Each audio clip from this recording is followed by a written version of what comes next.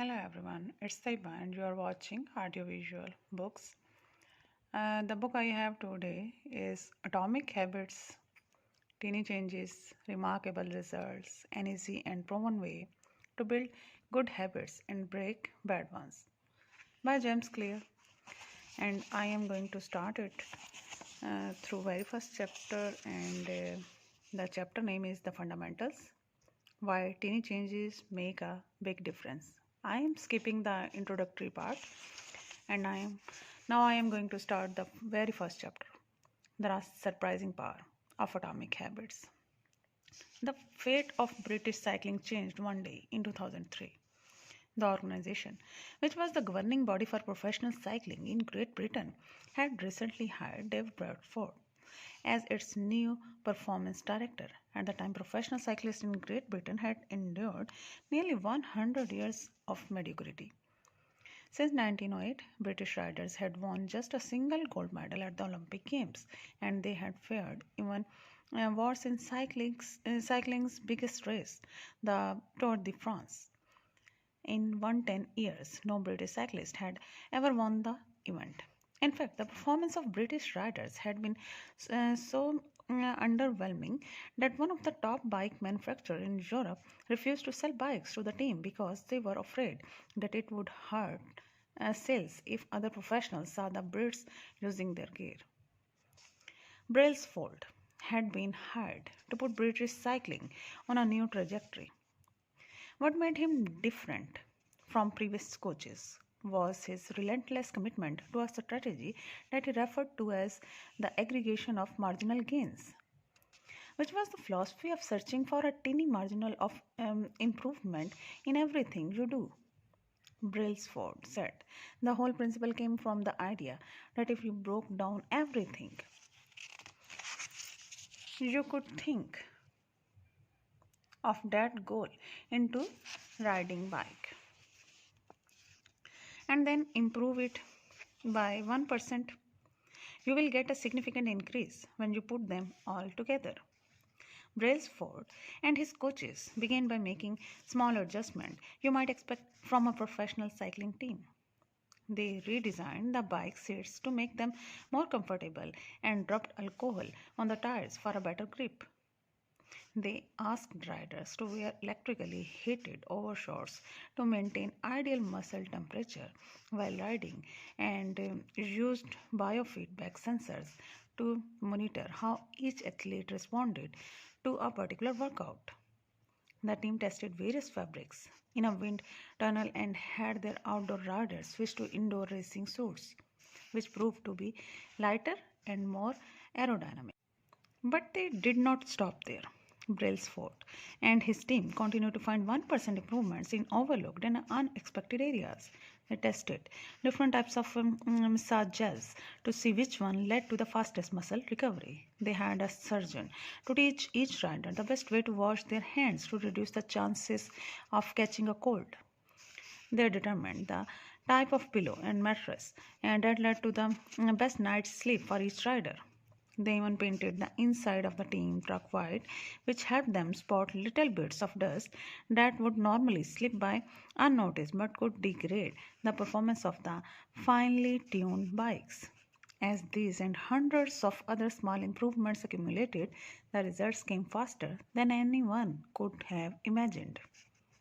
Just 5 years after Brailsford took over, the British cycling team dominated the road and track cycling event at the 2008 Olympic Games in Beijing, where they won an astounding 60% of the gold medals available. 4 years later, when the Olympic Games came to London, the Brits raised the bar as they set 9 Olympic records and 7 world records. That same year, Bradley Wiggins became the first British cyclist to win the Tour de France. The next year, his teammate Chris Froome won the race, and he would go on to win again in 2015, 2016 and 2017, giving the British team 5 Tour de France victories in 6 years. During the 10 years 10 years span from 2007 to 2017, British cyclists won 178 championship and 66 Olympics or Paralympic gold medals and captured 5 Tour de France victories in what is widely regarded as the most successful run in cycling history. How does this happen? How does a team of previously ordinary athletes transform into world champions with tiny changes that at first glance would seem to make a modest difference at best? Why do small improvements accumulate into such remarkable results? And how can you replicate this approach in your own life? Why small habits make a big difference? It is so easy. It is so easy to overestimate the importance of one defining moment and underestimate the value of making small improvements on daily basis. Too often, we convince ourselves that massive success requires massive action, whether it is losing weight, building a business, writing a book, winning a championship, or achieving any other goal. We put pressure on ourselves to make some earth-shattering improvement that everyone will talk about. Meanwhile, improving by 1% is not particularly notable. Sometimes it is not even noticeable, but it can be far more meaningful, especially in the long run. The difference a tiny improvement can make over time is astounding. Here is how the math works out. If you can get 1% better each day for 1 year, you will end up 37 times better by the time you are done. Conversely, if you get 1% worse each day for 1 year, you will decline nearly down to zero. And what starts as a small win or a mirror setback accumulates into something much more.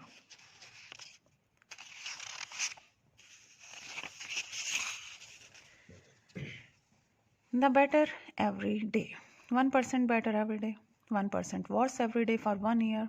0.99365 is equal to 0.03.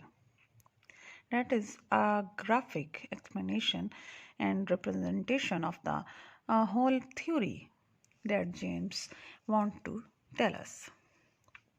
Habits are the compound interest of self-improvement. The same was that money multiplies through compound interest. The effect of your habits multiply as you repeat them. They seem to make little difference on any given day, and yet the impact they deliver over the months and years can be enormous. It is only when looking back to 5 or perhaps 10 years later that the value of good habits and the cost of bad ones becomes strikingly apparent. This can be a difficult concept to appreciate in daily life. We often dismiss small changes because they don't seem to matter very much in the moment. If you save a little money now, you are still not a millionaire. If you go to the gym 3 days in a row, you are still out of shape. If you study Mandarin for an hour tonight, you still have not learned the language. We make a few changes, but the result never seems to come quickly, and so we slide back into our previous routines. Unfortunately, the slow pace of transformation also makes it easy to let a bad habit slide. If you eat an unhealthy meal today, the scale does not move much. If you work late tonight and ignore your family, they will forgive you. If you procrastinate and put your project off until tomorrow, they will usually be in time to finish it later. A single decision is easy to dismiss.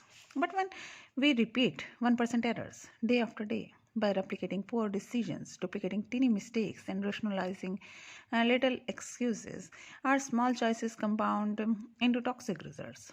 It is the accumulation of many missteps, a 1% decline here and there, and that eventually leads to a problem.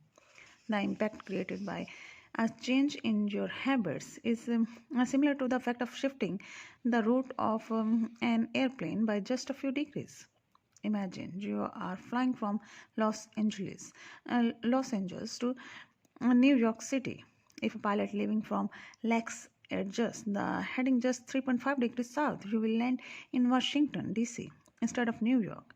Such a small changes is barely noticeable at takeoff. The nose of the airplane moves just a few feet, but when magnified across the entire United States, you end up hundreds of miles apart. Similarly, a slight change in your daily habits can guide your life to a very different destination. Making a choice that 1% better or 1% worse seems insignificant in the moment, but over the span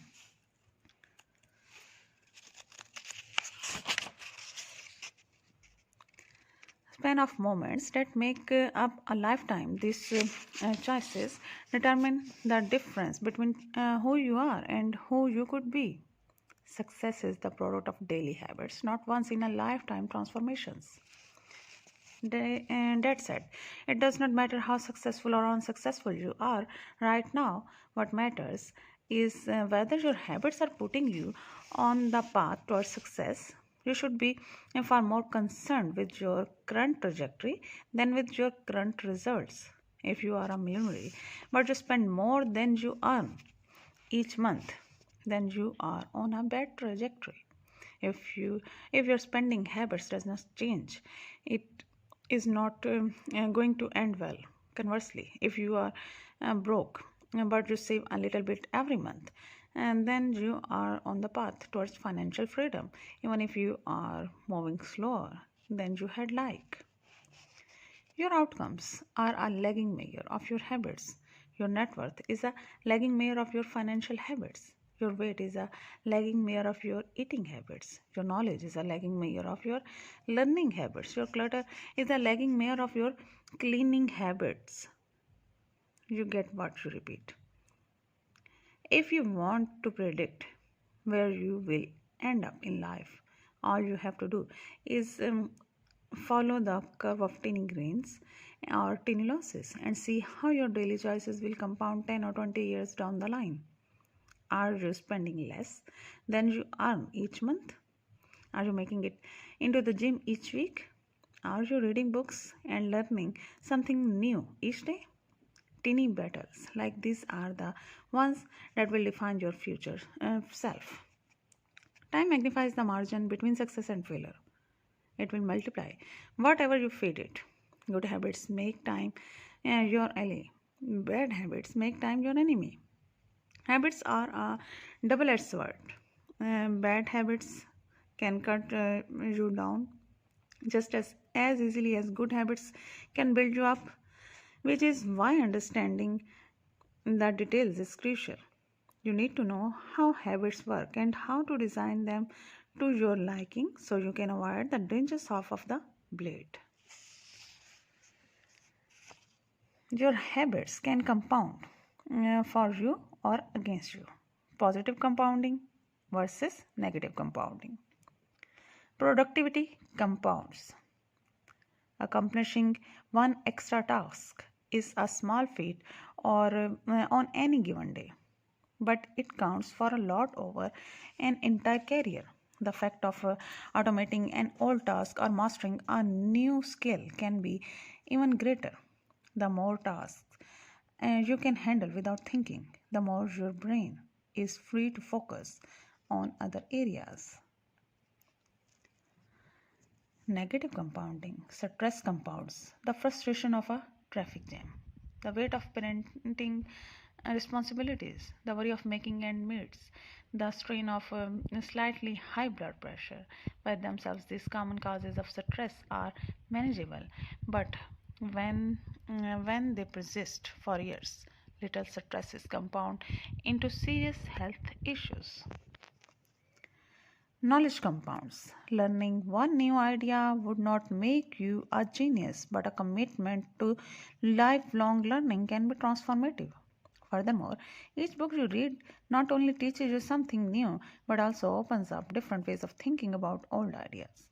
As Warren Buffett says, that is how knowledge works. It builds up like compound interest. Negative thoughts compound.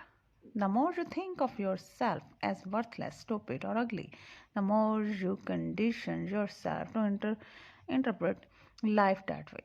You get trapped in the thoughts of loop. The same is true for how you think about others. Once you fall into the habit of seeing people as angry, unjust, or selfish, you see those kind of people everywhere.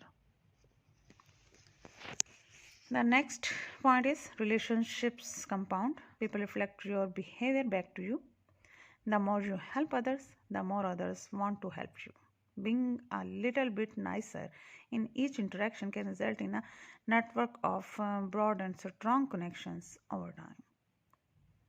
Outrage compounds, riots, protests, and mass movements are rarely the result of a single event. Instead, a long series of microaggressions and daily aggravations slowly multiply until one event tips the scales and outrage spreads like wildfire.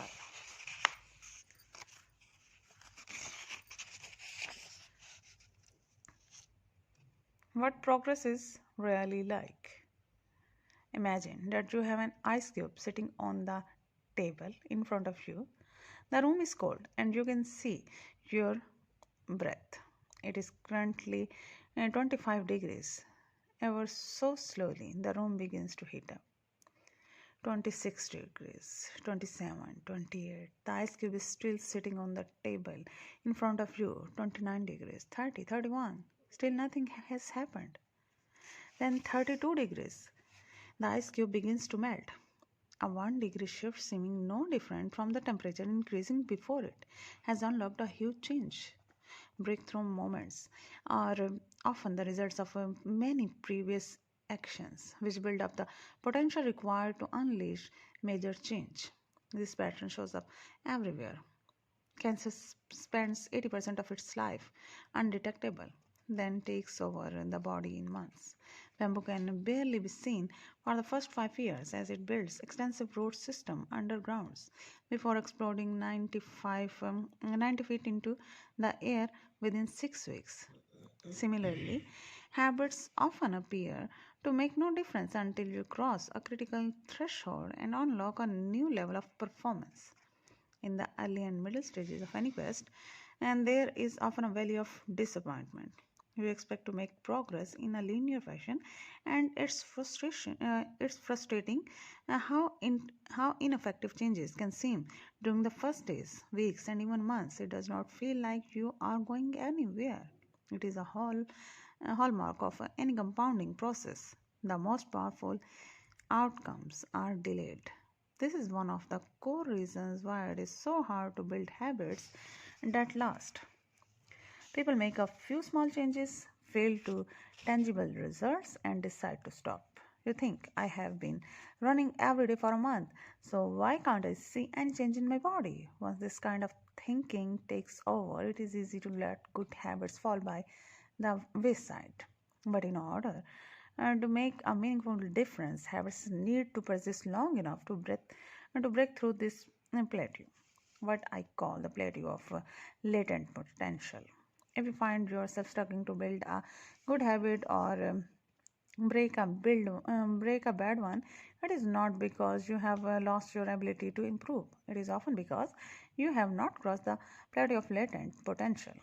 Complaining about not achieving success despite working hard is like complaining about an ice cube not melting when you heated it from 25 to 31 degrees. Your work was not wasted, it is just being stored. All the action happens at 32 degrees.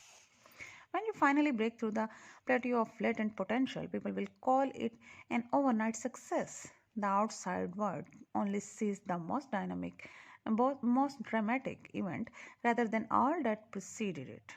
But you know that it is the work you did long ago when it seemed that you were not making any progress that makes a jump today possible. It is the human equivalent of geological pressure. Two tectonic plates can gain can grind against one another for millions of years, the tension slowly building all the while. Then one day they rub each other once again in the same fashion they have for ages, but this time the tension is too great. An earthquake erupts. Changes can take years before it happens all at once. Mastery requires patience. The San Antonio Spurs, one of the most successful team in NBA history, have accrued from social reformer Jacob Riis hanging in their locker room. When nothing seems to help, I go. When nothing seems to help, I go and look at a stonecutter hammering away at his rock, perhaps 100 times without as much as a crack showing in it. Yet at the 101st blow, it will split in two. And I know it was not that last blow that did it, but all that had gone before.